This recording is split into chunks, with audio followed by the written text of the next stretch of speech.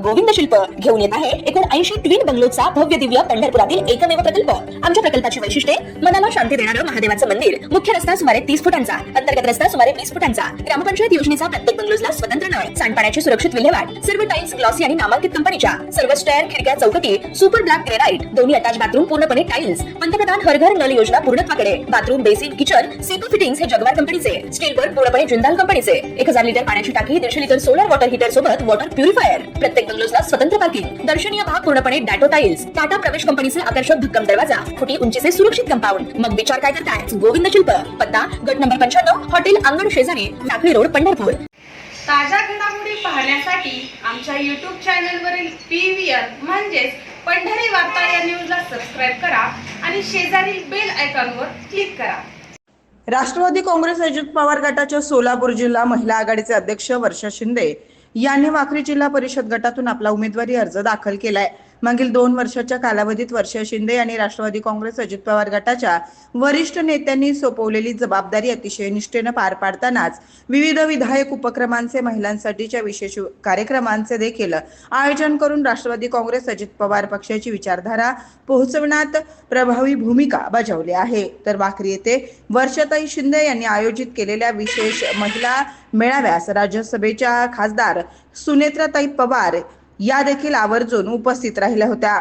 सहकार शिरोमणी साखर कारखान्याचे चेअरमन व राष्ट्रवादी काँग्रेस अजित पवार गटाचे प्रदेश कार्यकारिणी सदस्य कल्याणराव काळे यांचे शिंदे परिवार हे समर्थक असल्याचं म्हटलं जात आलं आहे आणि यातूनच राष्ट्रवादी काँग्रेस अजित पवार गटाकडून वाखरी जिल्हा परिषद गटासाठी वर्षा शिंदे यांची उमेदवारी निश्चित मांडली जात आली आहे आणि त्या दृष्टीनं वर्षा शिंदे यांनी जोरदार तयारी ही सुरू केली होती। परंतु मागील काही दिवसात राष्ट्रवादी युवक काँग्रेसचे प्रदेश उपाध्यक्ष समाधान काळे यांच्या पत्नी मोनिका काळे यांचं नाव राष्ट्रवादी काँग्रेस पक्षाच्या उमेदवारीसाठी पुढे आलं आणि काल त्यांनी आपला उमेदवारी अर्ज देखील दाखल केला। तर आज वाखरी जिल्हा परिषद गटातून राष्ट्रवादी काँग्रेस महिला आघाडीच्या अध्यक्षा वर्षा शिंदे यांनी ही उमेदवारी अर्ज दाखल केला असून उमेदवारी अर्ज दाखल केल्यानंतर माध्यमांशी बोलताना पहा काय म्हणाल्या वर्षा शिंदे। लोकांच्या ज्या समस्या आहेत, व्यथा आहे, भावना आहेत, त्यांना खऱ्या अर्थाने न्याय द्यायचा आहे ह्या भूमिकेतून या निवडणुकीत उतरली आहे। कारण खऱ्या अर्थाने 2 वर्ष राष्ट्रवादी काँग्रेस पक्षामध्ये कार्यरत असताना सर्वसामान्य घटकापर्यंत पोहोचली। ते पोहोचत असताना खऱ्या अर्थाने ज्या उणीव आहेत, ज्या गरजेचा अभाव आहे, त्या गोष्टींचा अभ्यास करून तुमच्याकडे एक संविधानिक पद असणं गरजेचं आहे आणि त्या पदासाठी, कारण की त्या संविधानिक एखादं पद आलं तर त्या गाव भागाचा विकास जरा जोरानं होऊ शकतो आणि एखादा उमेदवार जर तेवढा सक्षम असेल तर खऱ्या अर्थाने त्या गोष्टींना न्याय मिळून येत्या काळात सगळ्या गोष्टी पूर्णत्वास जातील यासाठी फॉर्म भरला आहे। कोणते मुद्दे आहेत आणि कुठल्या मुद्द्याला प्राधान्य असणार आहे? खरं तर रस्ते, वीज, पाणी, आरोग्य आणि शिक्षण ह्या गोष्टीवर प्राधान्य असेल। रस्ते तर होतातच आहे, तेही गरजेचं आहे। वीज, पाणी, ज्या दुर्गम वस्तीवर अजून विजेची सुविधा नसते, रस्ते का असणं गरजेचं आहे। अचानक कुठल्या एखाद्या कुटुंबावर संकट आलं तर ऐनवेळी रस्ता नसेल तर एखादा जीवसुद्धा गमावा लागतो। माझी माता भगिनी प्रसूतीसाठी असेल, जर पाऊस पडला, रस्ते नसतील, ते सुद्धा खूप रिस्की गोष्ट आहे।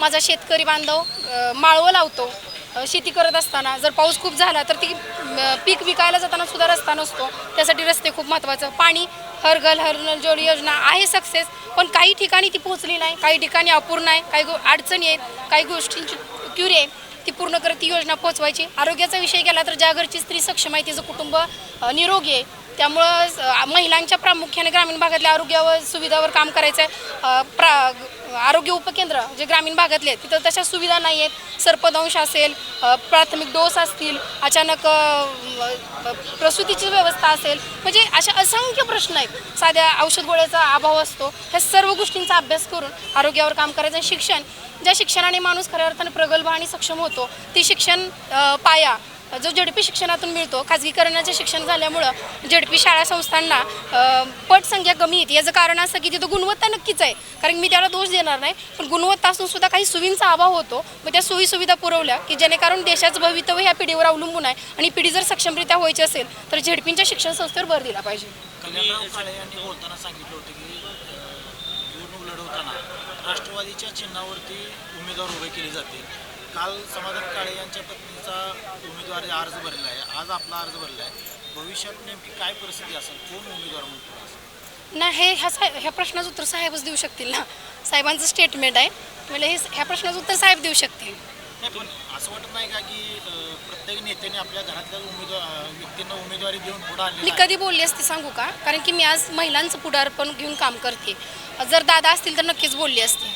पण एक भगिनी माझ्यासारखी जर येऊ इच्छित असेल, काम करायची तिची जिद्द असेल, तिला सर्वसामान्यांचे प्रश्न सोडवायचे असतील, तिचा वारसा चालवायचा असेल, तर तिच्यावर बोलायचा मला अधिकार नाही. कारण की ती उभा राहिली हेच माझ्यासाठी खूप आहे. लोकशाहीने प्रत्येकाला अधिकार दिला आहे. पण राजकीय नेत्यांनी कार्यकर्त्यांना बाजूला ठेवून हां, आपल्या घरातल्या व्यक्तींना पुढे आणले असं वाटत नाही. नाही, अजून निर्णय कुठं झाला आहे ना. फॉर्म भरलाय बेसिक, पण अजून निर्णय नाही झाला. त्यावेळेस बघू, नेते मंडळी जी वरिष्ठ आहेत ते निर्णय घेतील, त्या अनुषंगाने मग पुढचं स्टेटमेंट असेल. जर त्यांनी त्यांचा अर्ज आहेसा ठेवला तर आपली भूमिका काय असेल? त्यांनी त्यांचा जर अर्ज आहेसा ठेवला भविष्यात तर ते- राहिला नाही ना, राहिल्यानंतरचं स्टेटमेंट वेगळं असेल. तो प्रश्न असा आहे की समजा राष्ट्रवादी काँग्रेसची जर उमेदवारी काळे यांना मिळाली तर तुमची भूमिका काय असेल? तुम्ही अर्ज ठेवणार, अपक्ष लढणार, बंडखोरी करणार का पक्षाचा आदेश मानून गप्प असणार? मी आता हे तुम्हाला स्टेटमेंट देताना मी काय म्हटलं, नक्की उमेदवारी मलाच मिळेल, त्यामुळे त्याच्या पुढचा मी विचारच केलेला आहे. सर्वसाधारणपणे असं दिसतं की जे नेहमी काम करणारे कार्यकर्ते असतात आणि उमेदवारीच्या वेळी मात्र ऐनवेळी दुसरा कोणतरी येतो आणि कार्यकर्त्यावर अतिक्रमण होतं असं दिसत आलेलं आहे निवडणुकीच्या दरम्यान. असं काही होईल असं वाटतं का? खऱ्या अर्थानं आता विचार नेत्यांनी करायला पाहिजे. हा प्रश्न नेत्यांसाठी आहे. ज्यावेळेस जर प्रत्येक वेळेस जनता आता सुज्ञान झाली, त्यांना माहीत आहे लोकप्रतिनिधी कसा निवडावा, कसा असावा, माझ्या वेळप्रसंगी कोणी तो अर्ध्या रात्री जरी फोन उचलला तर तो येण्यासारखा असावा. त्यामुळे नेते मंडळींची जी आता भूमिका असेल त्यावर सगळं भवितव्य ठरवेल. नेते मंडळीची भूमिका जर अन्यायकारक राहिली तर येत्या वेळेस जनता कौल देईल त्यांच्या बाजूने, आणि नेते मंडळींची भूमिका जर न्याय देण्याची असेल तर सक्षमपणे सगळं होऊन जाईल.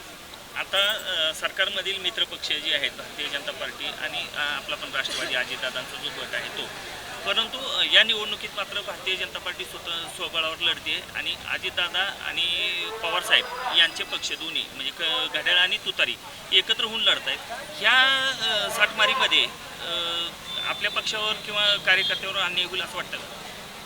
कधी मी तुम्हाला आणखी काय सांगितलं, अन्याय कधी होईल? अजून मिटिंगही झालेली नाही. जो तो प्रमाणे अर्जाचा एक दिवस शिल्लक आहे, त्यामुळे अर्जाने फॉर्म भरायला चालू केलं. ह्या सगळ्या गोष्टींचा निर्णय होऊन ज्यावेळेस एखाद्या व्यक्तीला उमेदवारी डिक्लेअर होईल त्या अनुषंगाने त्यावेळेस जे वातावरण असेल त्यावेळेचं स्टेटमेंट असेल. आता स्टेटमेंट देणं का चुकीचं? कारण तसं घडलेलं नाही आहे. फक्त अर्ज भरलेले आहेत, कुणाचं कन्फर्म झालेलं नाही, अजून मिटिंग झालेलं नाही, तर आपण बोलणं उचित नाही आहे. काही कर्मचारी जाणार सर्वसाधारण महिला सुटले, परंतु आम्हाला कुठं तुमच्या विरोधात जे उमेदवार आहेत ते कुठं महिला या रणांगणामध्ये दिसत नाही, त्यांचे घरचे त्यांचे पती या रणांगणामध्ये दिसतात. तर त्या महिलांवरती अन्याय होत असं वाटतं का?